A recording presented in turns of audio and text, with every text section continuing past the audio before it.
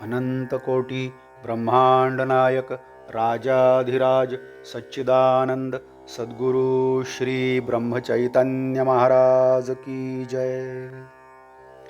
श्रीराम समर्थ। 22 जानेवारी। भवसागर तरुण जाण्यासाठी नाम हेच साधन।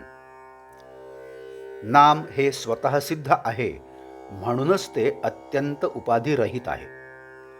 नाम घेताना आपण पुष्कळदा त्याच्या मागे उपाधी लावतो।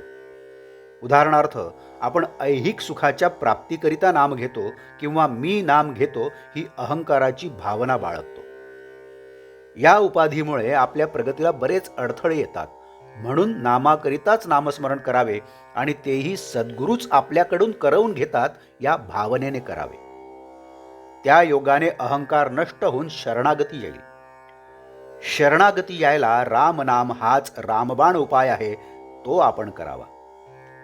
नामाचा महिमा वाचेने सांगणे अशक्य आहे, पण हे सांगण्याकरिता तरी बोलावे लागते इतकेच। मनुष्य प्राणी भवसागरात गटांगळ्या खातो आहे। समुद्रातून तरुण जाण्यासाठी जशी नाव, तसे भवसागरातून तरुण जाण्यासाठी भगवंताचे नाम आहे। फक्त एकच दक्षता घेणे जरूर आहे, ती ही की नावेत समुद्राचे पाणी येऊ देऊ नये, नाहीतर नावे सकट आपण बुडून जाऊ। त्याप्रमाणे संसाररूपी समुद्राचे पाणी नामरूपी नावेत येऊ देऊ नये, म्हणजे कोणत्याही प्रापंचिक अडचणीमुळे नामात व्यत्यय येऊ देऊ नये।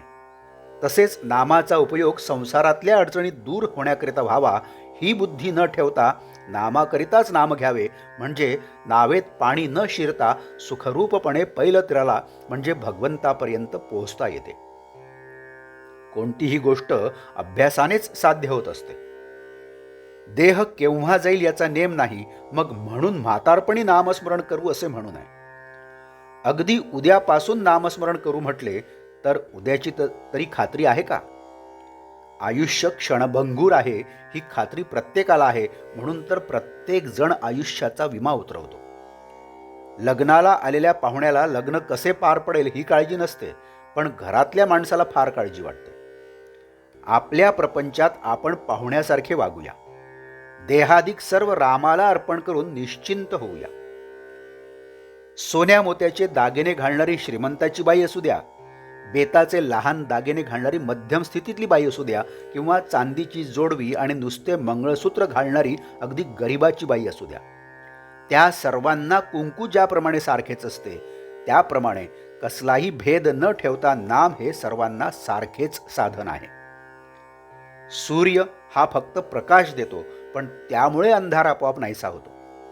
तसेच नाम हे भगवंताचे प्रेम वाढवते, मग आपले दोष आपोआपच नाहीसे होतात।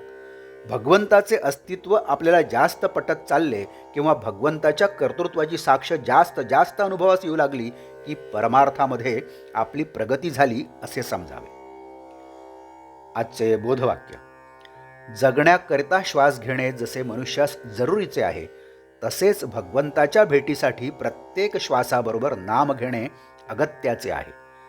जानकी जीवन स्मरण जय जय राम। नमस्कार। मराठी आणि हिंदीतून रोजची श्री महाराजांची प्रवचने आपण ऐकत आहातच, परंतु कृपया चॅनलला भेट द्या आणि प्लेलिस्ट बघा। मराठी अथवा हिंदी प्रवचने आपण आपल्या सुविधेप्रमाणे सुद्धा ऐकू शकता। मी परत एकदा आपणाला विनंती करतो की चॅनलला सबस्क्राईब करा, शेअर करा, लाईक करा, कमेंट्स द्या, बेल आयकन दाबायला मात्र विसरू नका। धन्यवाद। जय जय श्रीराम।